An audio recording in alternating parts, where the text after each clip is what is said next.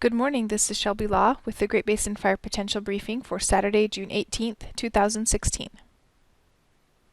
The next fire potential impact that we're looking at for the Great Basin is the return of extremely hot and dry temperatures to the Great Basin, with near record-breaking temperatures over the southern third of the area for the Monday and Tuesday timeframe. Following this heat, thunderstorms will return to the Great Basin beginning Tuesday through Thursday. Yesterday, precipitation was very light, with basically no lightning activity. New initial attack was also fairly light, with no new significant fires. Current ERC conditions remain below the 50th percentile across much of the region, with only areas of southern and southeast Utah increasing into the 50th to 70th percentile.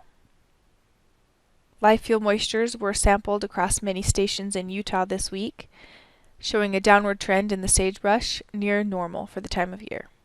Current fire danger indices show ERCs generally below normal across much of the Great Basin, but on an upward trend, especially with the anticipated hot and dry conditions. This morning's water vapor imagery shows that area of low pressure off the Pacific Northwest beginning to pull a little bit further northward, and that will send some showers into central and western Idaho today, and possibly far western Nevada.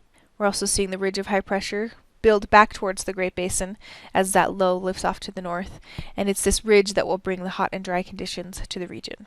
Significant fire potential remains elevated across the southern third of the Great Basin. Another gusty day is expected once again across Nevada and western Utah today, as that area of low pressure over the Pacific Northwest still brings increased southwest flow. And that low pressure will bring some scattered showers to mainly the mountains of west central Idaho and possibly clipping the edge of northwest Nevada. On Sunday, the high pressure really begins to build over the Great Basin, and we'll begin to see temperatures increase dramatically with very low relative humidities. Highs across the southern tip of the Great Basin will be nearing record territory, with Vegas almost hitting 110. RHs are in the single digits for much of Nevada and southern and southeast Utah. Temperatures are still somewhat seasonal across the north. More of the same is expected on Monday as that heat continues to build. The forecast for Vegas on Monday is around 113, and northern valleys will be in the mid-90s with generally single-digit relative humidities across much of the area. Precipitation accumulations for the next 3 days will be limited to the central Idaho mountains and possibly the far northwest corner of Nevada. On Tuesday, the ridge continues to dominate the weather pattern, but it does look like a little bit of moisture squeaks up into the Great Basin, which could lead to some isolated thunderstorms over southeast Utah. On Wednesday, it currently looks like a little bit more moisture moves up into the Great Basin, but the confidence in this solution is quite low at this time.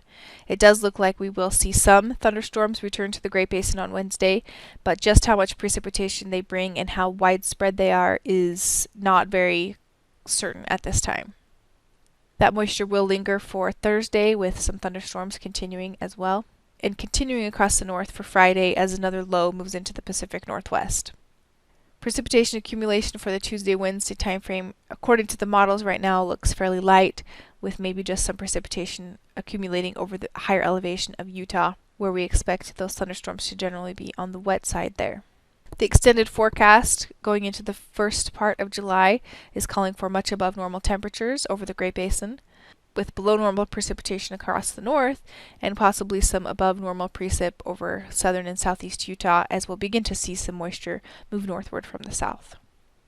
This concludes today's fire potential briefing. Please check back tomorrow for the latest updates.